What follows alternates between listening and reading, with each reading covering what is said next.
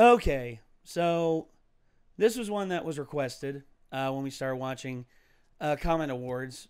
Graham the Christian, that's the original channel that the Comment Awards started on, and there was one video in particular that people were just like, gotta watch this, very funny. And okay, here's the thing. I've stated this in the past. I've come across some women that I've been friends with for a while, and actually I actually wanted to maybe pursue a relationship and like actually like be know that person on a deeper level, but then all of a sudden you just get like smacked back into the friend zone. And honestly, I dealt with it a few times, and in the beginning I thought maybe it was something wrong with me, and then I realized, oh wait, no, this is just being a human being. There's people that you're going to be friends with for the rest of your life, and then there's people that you might be in a relationship with, a more personal relationship. And honestly, the way that some people are just like smacked into it, like I saw one that happened that absolutely just like it made me just go oof, because the guy fell for the girl hard, but yet she did not feel the same way about him, and then he just gets like full volleyball rejection shotted right back into the corner. And he at first he didn't take it very well, but then he realized, okay, she's her own person. She's gonna do what she wants, and best I can do is just be supportive and be there for her. And well, you got to grow up eventually, and you got to realize, hey, it's not all about me. All association is voluntary. Yeah, exactly. I mean, every person. I mean, been telling that to the government for years. Yeah, well, especially the IRS. Yeah, exactly. Leave it to Micah to make about how's the that government. going? Is that van still following you around? Well, they still voluntarily associate themselves with my paycheck.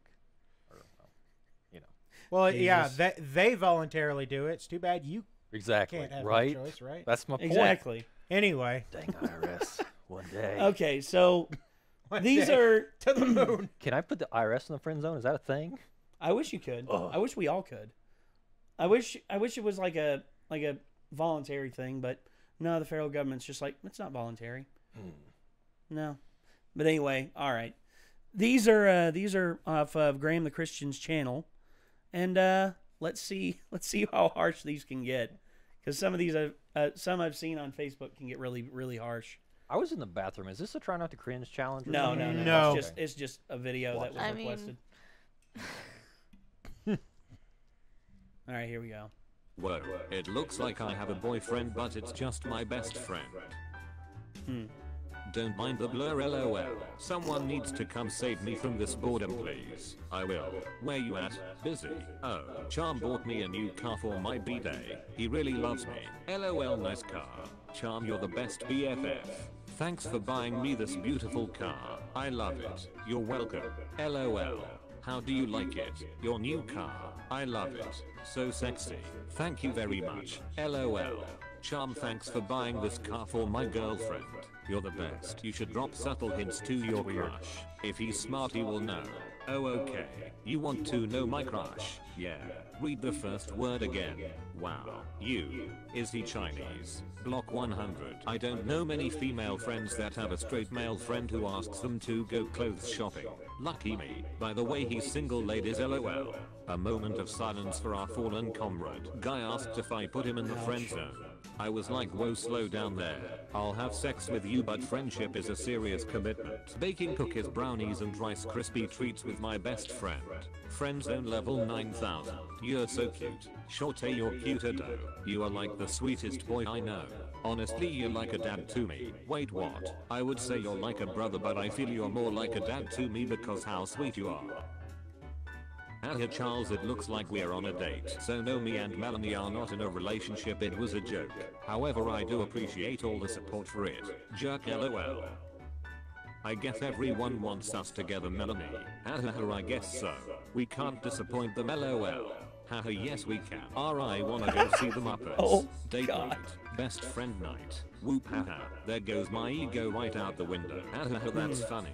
I wasn't even wearing makeup today. Well, hey, they have good taste at least. Haha, I know, right? Yup. So how's your day going, beautiful? It's good. Do you need me to walk you back? walk me back to that friend zone you just tried to escape from. So just arrived here in Jersey and Scott has this set up. I have the bestest friend ever. I love you. It's official. Just for anyone wondering, this is a friendship engagement, the official friend zone logo. What sort of friend zone? Sometimes when there's no one to flirt with, I flirt with you just to practice. This is not even friend zone.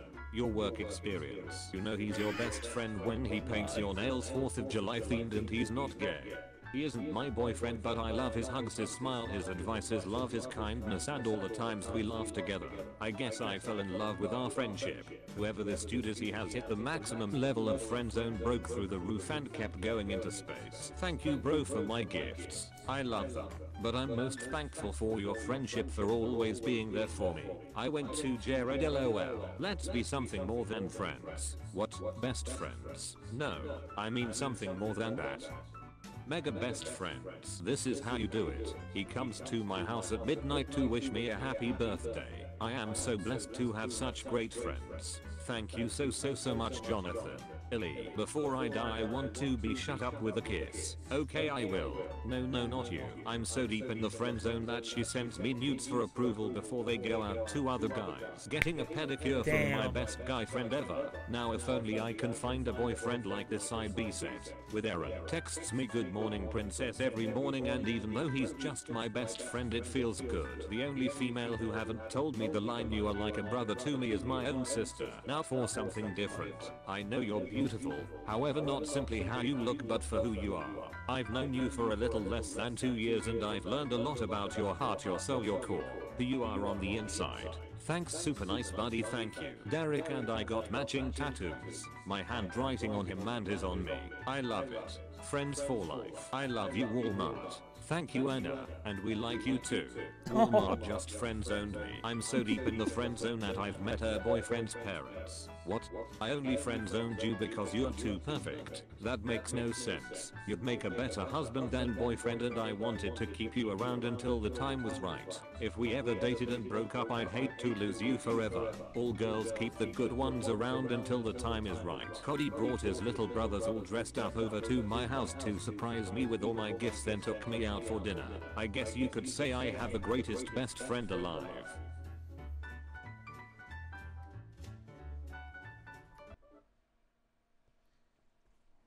Ouch. Well, sometimes it's just not meant to happen. I mean, I forget who's. I think it was my mom who said there's somebody out there for everyone. It's just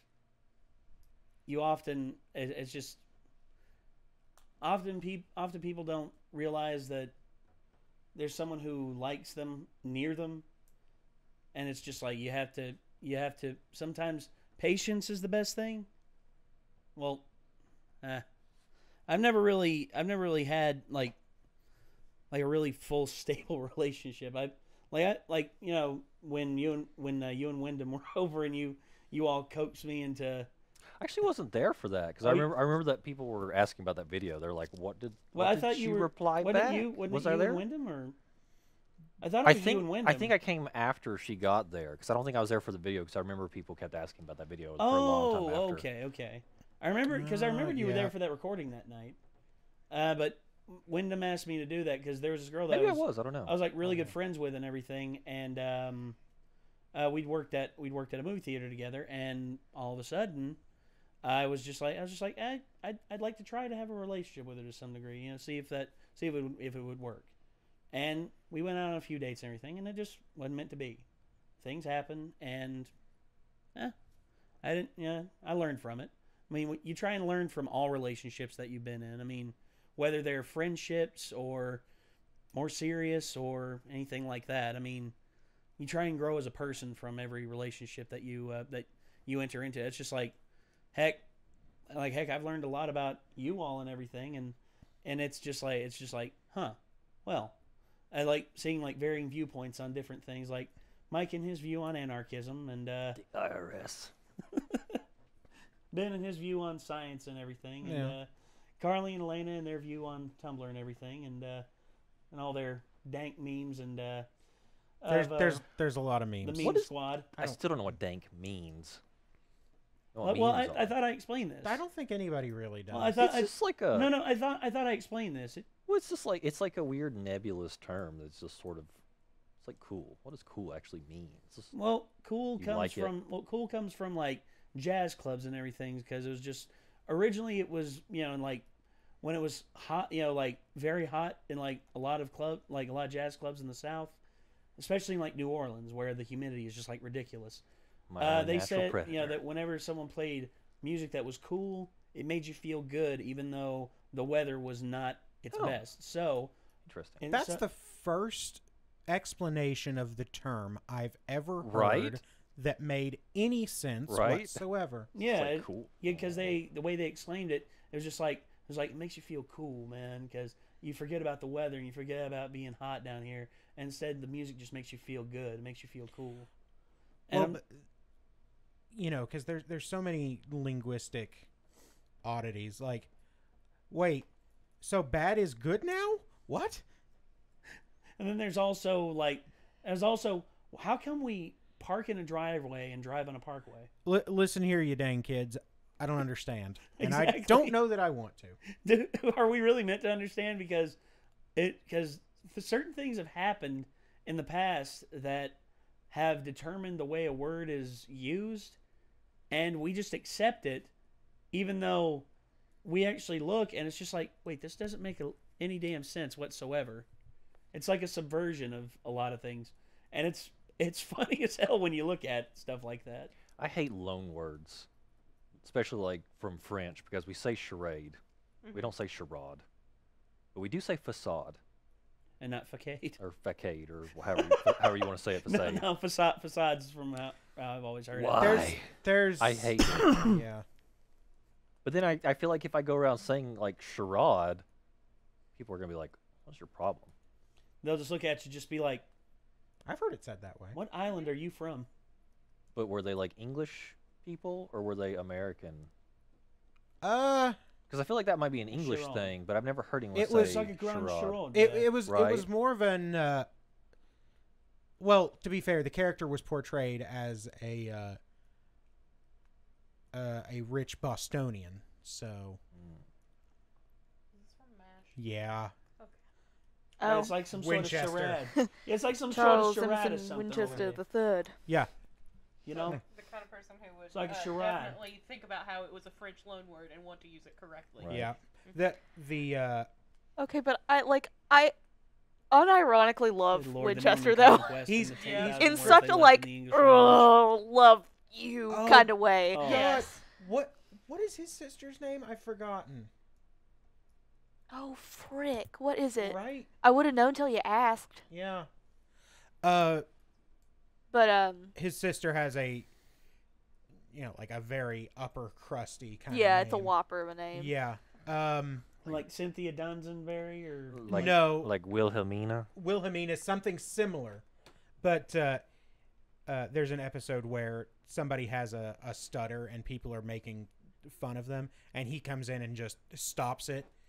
Then you realize, like, later he gets a voice recording from his sister, and she has a stutter.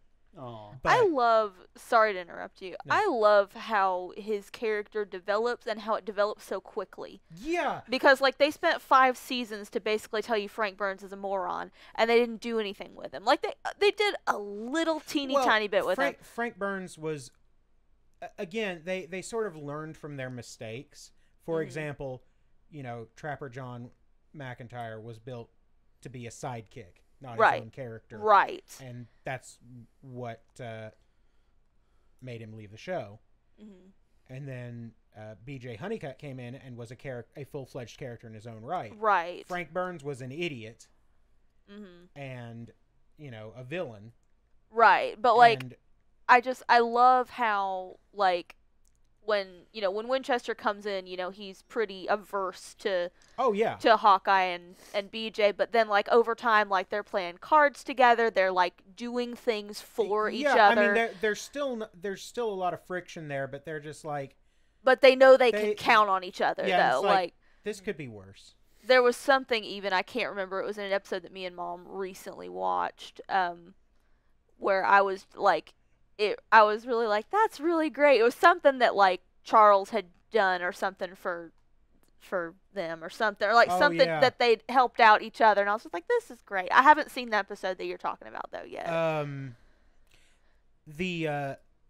There's one where he makes a big donation to the orphanage, but it specifically said that he can't, like, the rule is it has to be done anonymously, because that's the way it's always been done in his family. It's like, it's a big philanthropic donation, but it's done anonymously.